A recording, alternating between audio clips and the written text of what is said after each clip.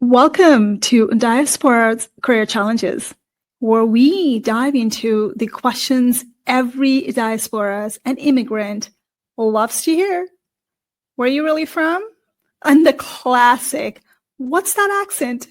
Because clearly your name and accent are far more important than your qualifications, right? I am Sweta Regmi, award-winning career strategist and CEO of Teach and Do, with an accent that somehow always manages to steal the spotlight. On this podcast, we will explore the impossible quest of fitting in, from not from here, not from there, to sure, I'll blend in. We'll tackle the joys of code switching, the myth of cultural fit, and why people can never, ever pronounce your name, but somehow they can nail Mikhail Gorbachev every time. If you're done explaining where you're from or why your background makes you too much and not enough for others, well, buckle up. You're in the right place. Let's get into it. Have you ever wondered why some voices travel very far and then some voices are not seen at all? It stays buried at the bottom of the feed on social media. The more I study this from the career strategist perspective who helps people land the high paying offer and looking at the AI biases in hiring, something is happening right now on a digital platform. And I've started to notice that we are not playing in the same field anymore, even when we are putting our name out there on social media. No matter what you're doing as a business owner or someone who's trying to just get the side hustle going, building the personal branding online, this is happening everywhere on a digital platform. Now, recent studies on algorithm bias found that posts from women receive for less visibility than posts from men. The World Economic Forum reported that women get up to 30% less reach on professional platforms. And a study by Cornell University found that online algorithms consistently amplify white coded language more than language patterns linked to people of color. Let that sink in. These are not small numbers. They shape who gets seen, who gets heard, and who gets picked for opportunities. And now LinkedIn is part of that conversations. There's a trend happening right now on LinkedIn where women are testing the gender biases. It started from a couple of white women changing to the male gender on LinkedIn, removing the pronouns, and also starting to write as a male coded. And they said their impressions were going up, the posts were going viral, and they never seen that before. Something shifted in algorithm, and they had to try something to test it out. Is it bias? Are our voice being suppressed on the platform? Well, LinkedIn is denying that. This is the conversation which has been picked up by BBC as the top stories. Some women who changing their gender setting to male saw higher post views. That's crazy, isn't it? And the others rewrote that content using male coded language and saw impressions rise. And I did the same testing. For me, I said, let me try that as a person of color. And mine was opposite. My impression went down. And this is what I know about algorithm biases. We are not playing in the same field anymore as a people of color or someone who is not privileged enough. The women of color who did the same saw impressions go down. And it was not only me. So the system is not only reacting to the gender, it's reacting to the intersectionality. And we cannot talk about gender biases without talking about the race, the sex, the intersectionality that's happening right now. The LLM is learning from the way we write it, from the way we're seen, our pictures, our data, demographic informations. Trend made me do something just to see what's out there on ChatGPT, which is owned by LinkedIn. So I asked ChatGPT, I have about me section. Can you translate this into the male? And bang on. Was I shocked? No. I will read what it gave me. So I said, write my bio, the about me section on LinkedIn, from female coded to male coded communications. And this is what changed. Number one was a tone shift.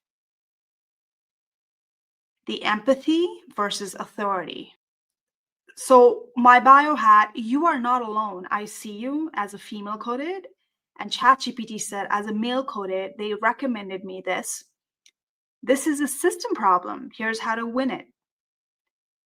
And then it said at the bottom, because I did tell ChatGPT, tell me why did you change it? Then it said, the rewrite removes emotional validations and positions the speaker as an expert. Do you see that? So female or emotional, and ChatGPT is picking it up from my bio. So the next one was identity versus credentials. My female coded ChatGPT, that was my own bio. I said, I'm an immigrant and layoff survivor. Male coded, it asked me to do this. I'm a career strategist, speaker, author, and former hiring manager with 15 plus years of leading award-winning teams. And it says, the framing moves from personal story to professional authority. Wow. The third was from struggle to strategy. So my bio said, none of it came easy. And the male coded, it asked me to choose this language. None of that came without strategy. And ChatGPT outlined, challenges became evidence of capable and not hardship. So the fourth one was narrative to performance matrix. The female coded I had was, I earned 9 promotions even with 2 maternity leaves. And the male coded, I earned 9 promotions through execution, positioning, and resilience. The focus shifts to results and not performance. So last one was based on confidence to competitive advantage. My bio read, what I help you build is confidence. And male coded, it wanted me to change it as I build competitive positioning. And it said, outcome framed as market value, not emotion. Again, it ended up with emotion right there. This is how the LLMs are recommending how male are writing with authority and how females are writing with the emotions. Ask ChatGPT to give me the same bio between white women and person of color and South Asian women. And it gave me the way that different people talk and write. I'll read you the example. This is my bio.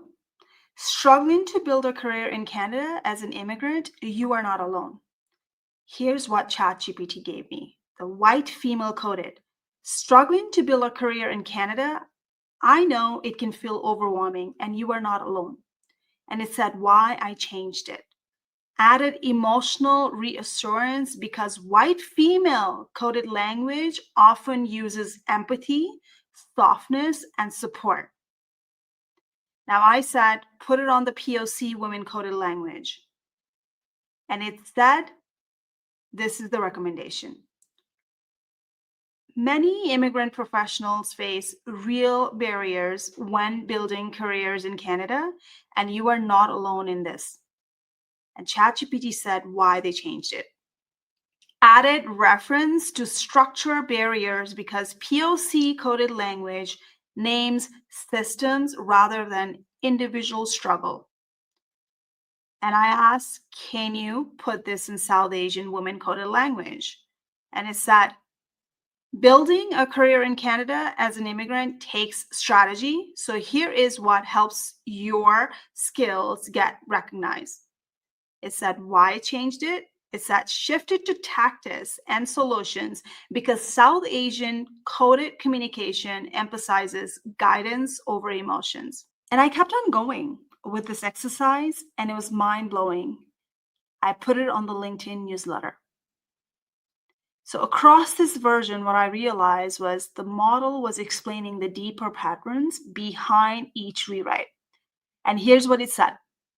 It said white women can lead with story and can still be seen as credible. Person of color women need a mix of credentials and strategy to be read as leaders. South Asian women, on the other hand, need stronger authority signals, data, expertise, and performance proof. So the emotions coming down from the South Asian women were often misread as venting, but the same warmth and emotions from white women is often read as leadership confidence. This is what ChatGPT actually told me, and that's why they coded language differently. So these are patterns of model learned from global data. Mind you, I'm not making this up. And these are picked by AIs like ChatGPT, whether we like it or not. And this is called proxy bias. It happens when the system does not need your race or gender. It only needs your language style, your tone, or your name to place you in a category.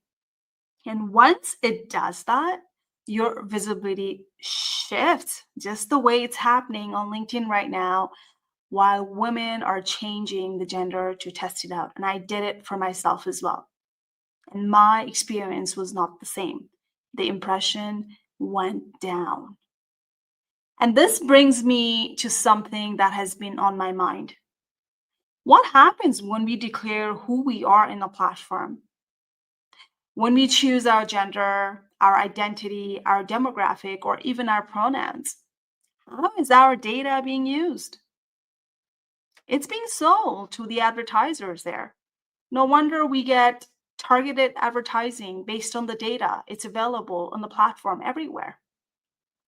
They say it's for insights and research, but who really knows what's happening behind the scenes, right?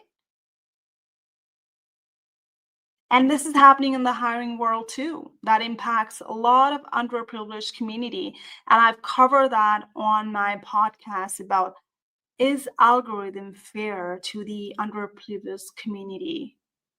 I mean, when recruiters are reaching out on LinkedIn, when they're putting a Boolean search to find the specific skills of candidates, who knows what comes on the top?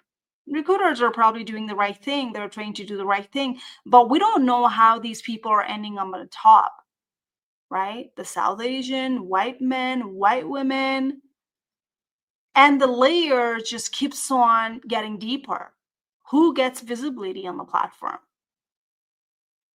And by disclosing who you are on the job application stage, just for being a coda, is algorithm punishing you? I don't know that. I don't have any answers. And I come from the hiring background where we have picked the personality test to identify the fit, and I still don't know how the algorithms are designed. These vendors are pushing to the tools to save costs to the businesses, but we have no idea what's algorithm doing in there. Is it fair for everybody?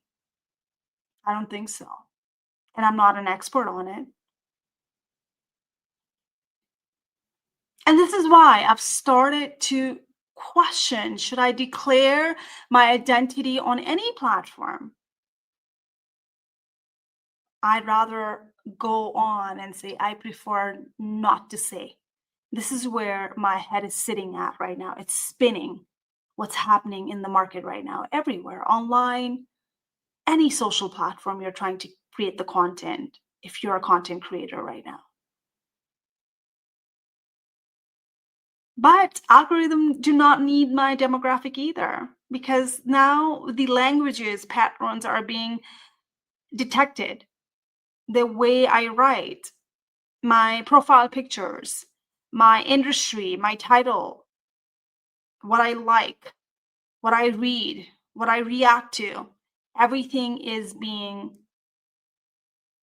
put through the lens of algorithm to train them and feed me the information that I probably would like it, and to the advertisers too. And I know I talked about the AI interview tools, one-way interview tools on my previous podcast. I definitely want you to go and check it out. How the underprivileged communities are impacted when they're rating the verbal communications. It's algorithm driven. And who's auditing those biases? Nobody. Ontario, Canada has come out with a rule where employers have to disclose if they're using the AI to hire. But we don't know what algorithms doing behind the scene, who's getting seen, who's getting found in their inside tools where applicants are applying for it. There's no more information on how the employer should be disclosing if the AI is being used and to what extent they should be disclosing. And that just worries me. So visibility for minority like us, the immigrants, newcomers, people with the disabilities, people with the intersectionality, is not an option anymore. It's a survival. And we have to keep on fighting back with the layers. The white women are fighting with the white men. But what we are fighting as an underprivileged community is fighting the layers and layers of biases. I'm fighting with the white women. I'm fighting with the white men. I'm fighting with my brown men in the community.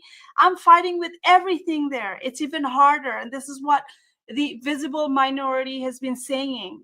All we want is fairness.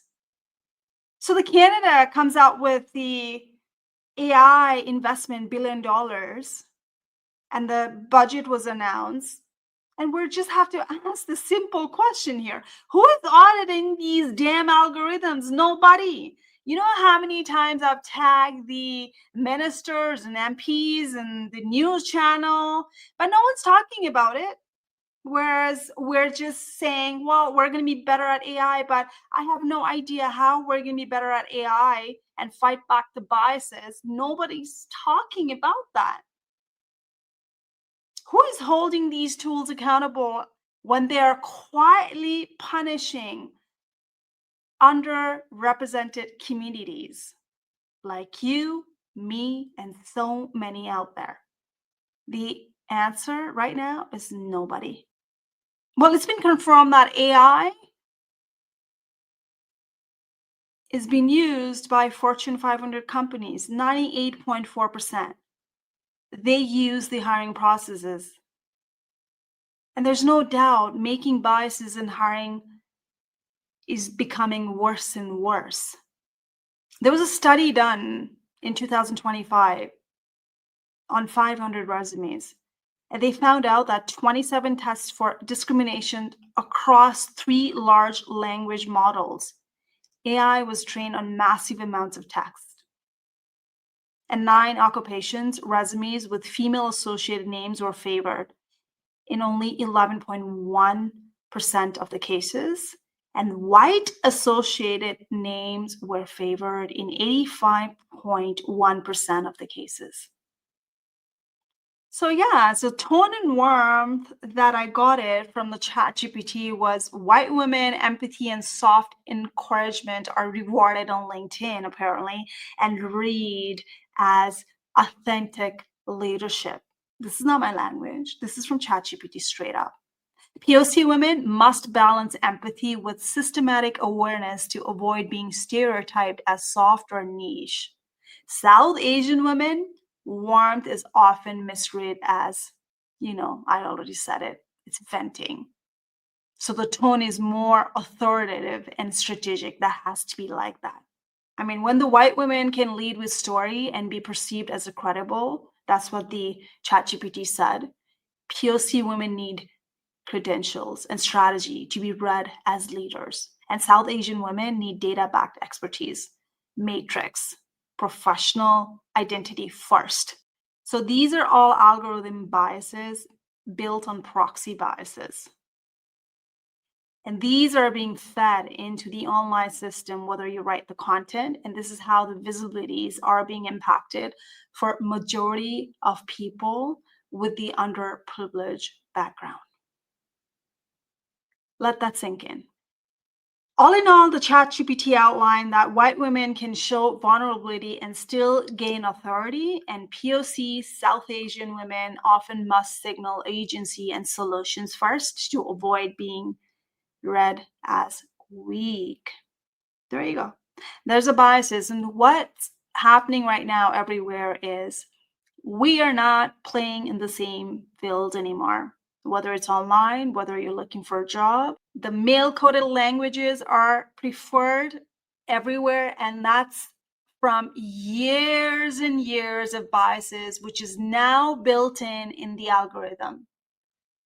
And what are we going to do about it? We need to keep on talking. We need to keep on testing and show up for the people whose voice are not being visible. And if you're listening to the podcast right now, especially in Canada or worldwide, contact your MP, contact your politicians and hold them accountable. Keep on tagging them. Hey, are we going to talk about this biases happening for us? No one has to change their identity to get more visibility. And if they have to do that, then the algorithm is not working. It's not designed the way it should be. It's not fair. Let's call it out once and for all. We don't have to try to fit in. We're demanding the system to be audited everywhere, whether it's hiring system or algorithms online. What we demand is treat us the equal way. And it starts by auditing the algorithm.